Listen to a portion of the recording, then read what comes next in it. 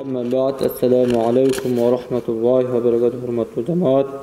Bugun nike turалы jana nikesiz жашоонун зыяндуулугу тууралуу казиятыбыз, муфтиятыбыз белгилеп берген тартипте иншалла сөз кылабыз. Аллах субхanahu wa taala Qur'on-i Kerim'de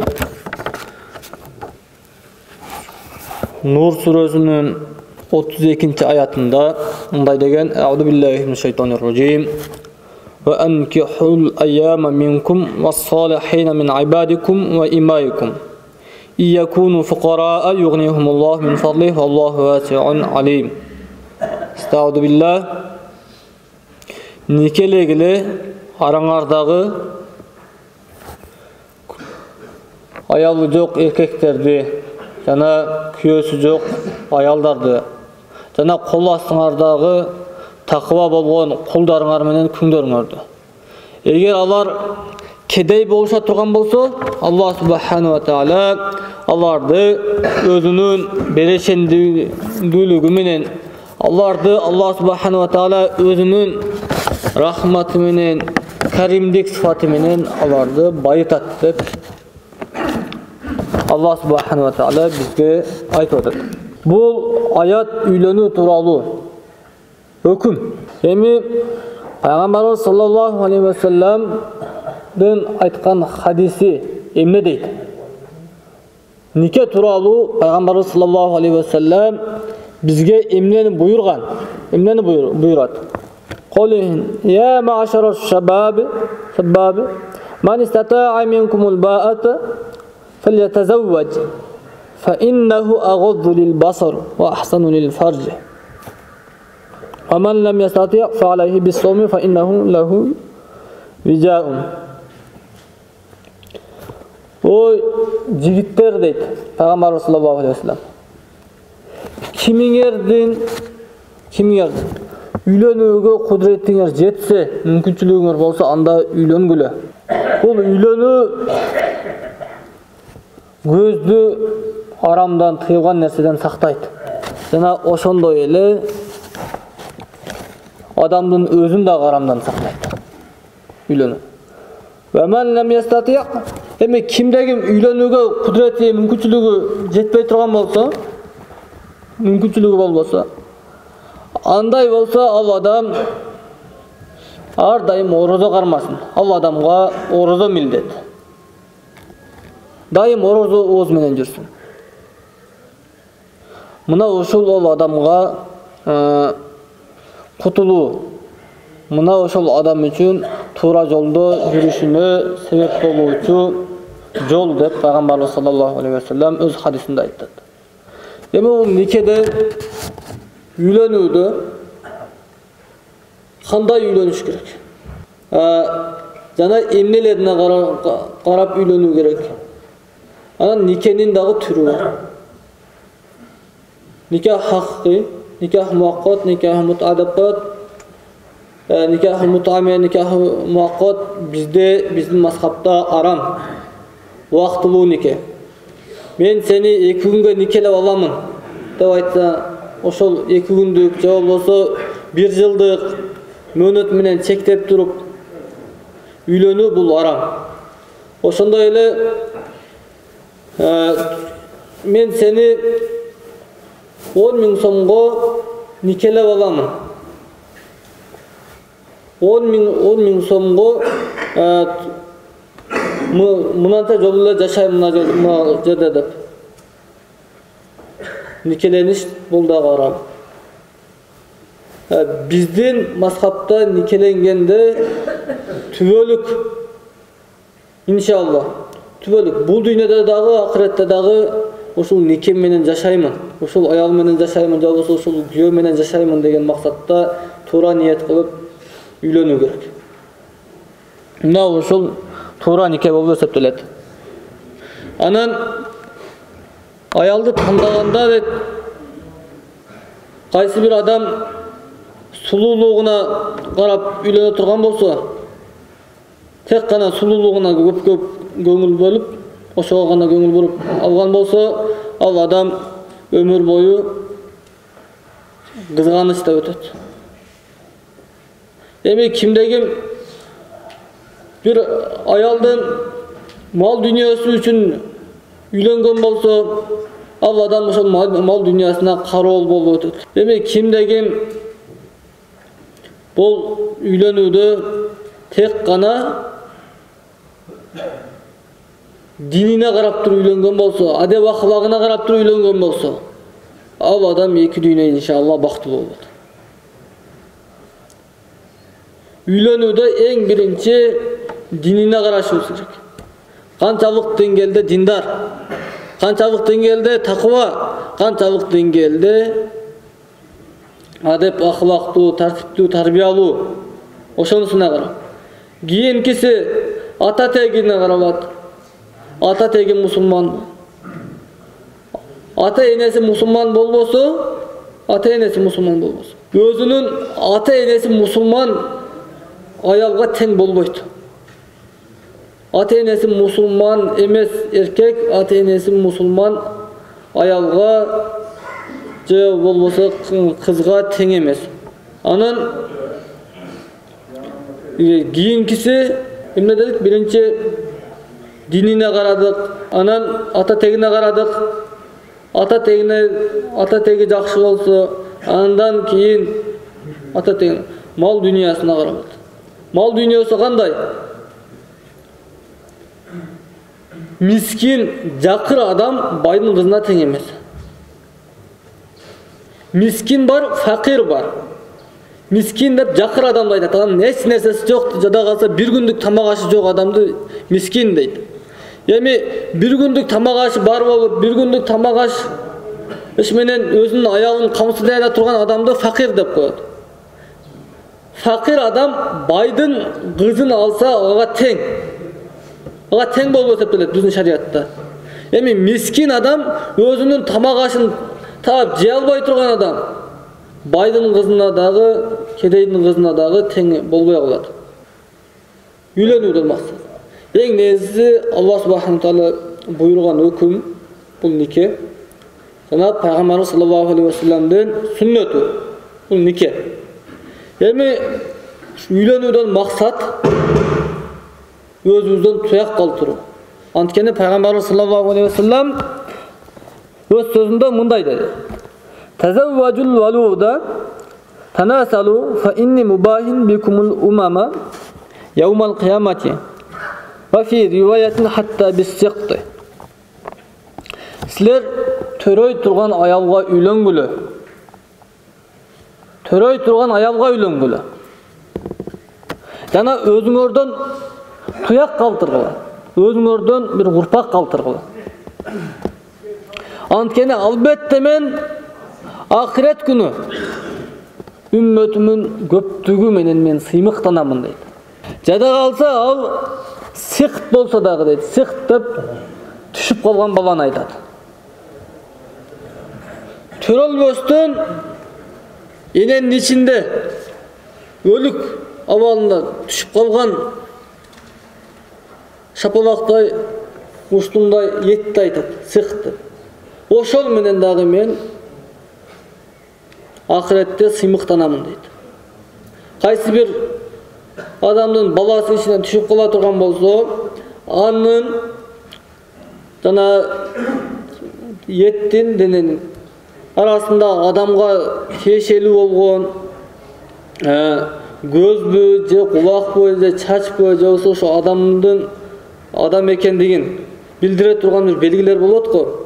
Же мурунбу же оозу мындай көрүнө баштаган болсо, көрүнсө мындай пайда боло баштаган болсо, ошол балага ат коюлат.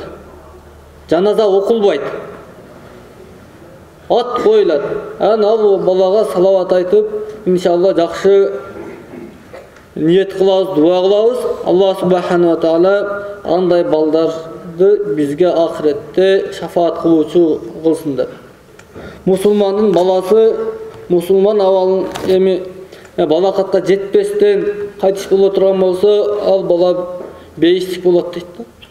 Ва Наби Хурайра кала Расулуллах саллаллаху алейхи ва саллам: "Саласатун хаккун ала Аллах. عونهم الناكح يريد العفاف والمكاتب يريد الأداء والغازي في سبيل الله. Allah subhanahu wa ta'ala üç türlü adamga yardım bergenge mildetті деп Peygamber sallallahu aleyhi ve sellem aytып атат.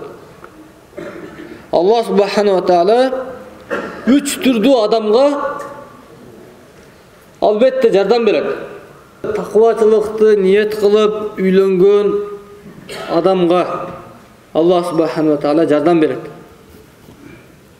Ekinçisi özünün moynun boşotuu üçün kojoyununa akça alıp kelip beratkan kulga yardım berginge mildetті. Жана Аллахтын жолунда согушкан адамга дагы жихадта. Бул адамга дагы Аллах субханаху ва таала жардам берүүгө милдеттүү.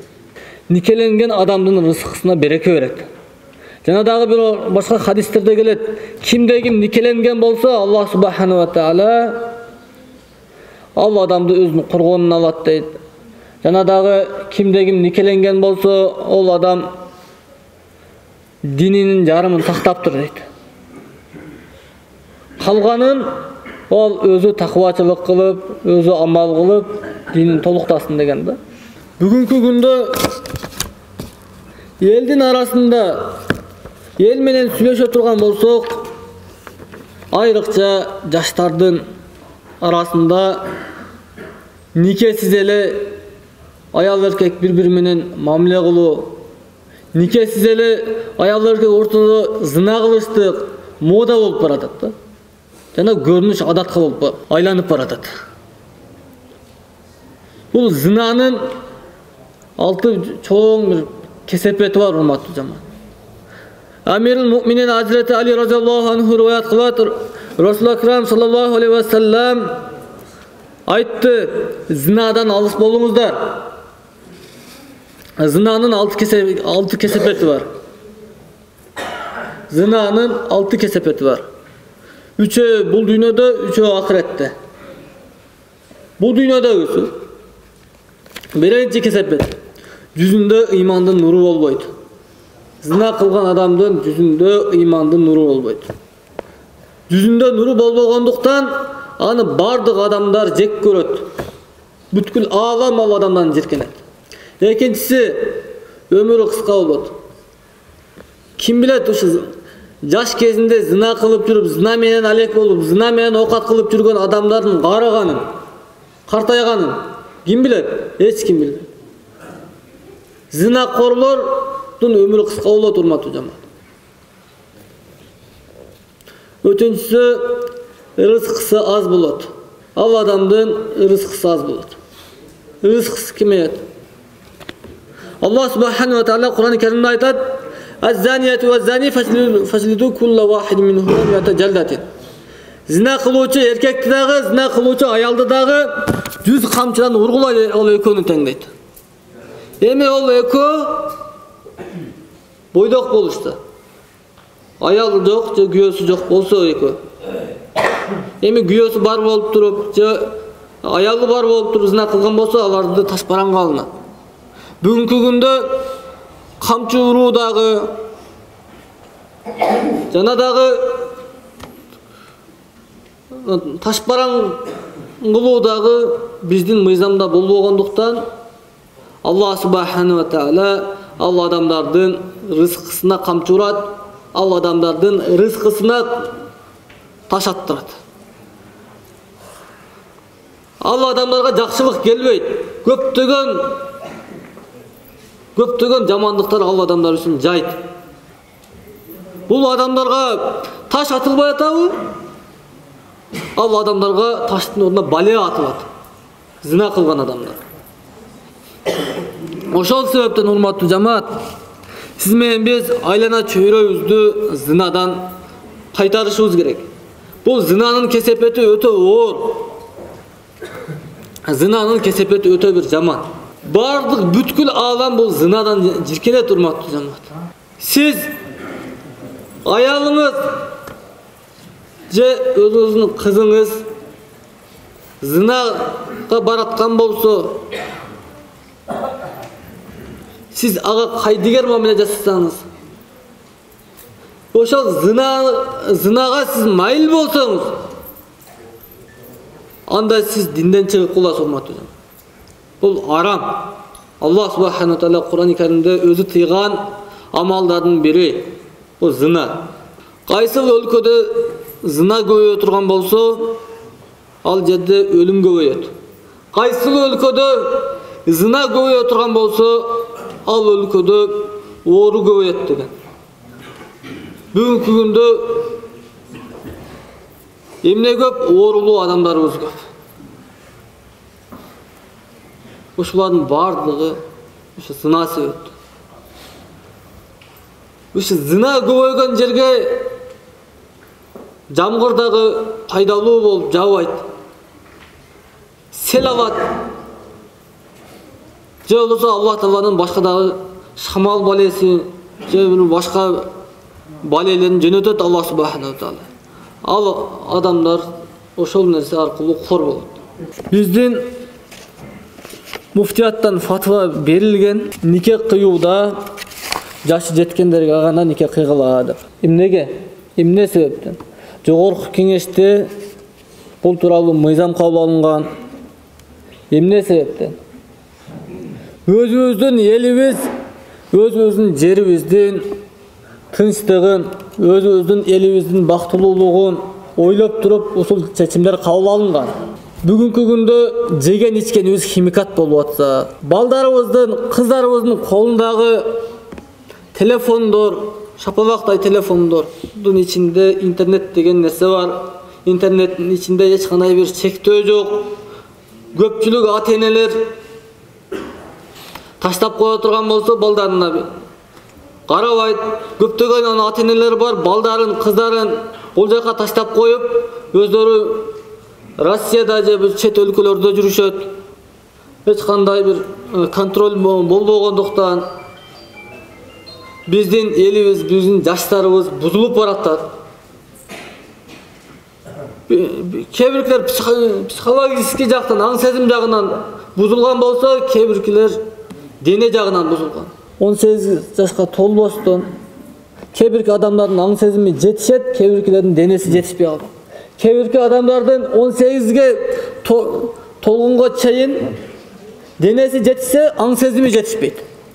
Ошол себептен ушул мыйзам кабыл алынган. 18 жашка толбой сайын эч бир кыз балага, эч бир келинге, эч бир жигитке нике кыйбагыла деп. Сиз менен биздин өзүбүздүн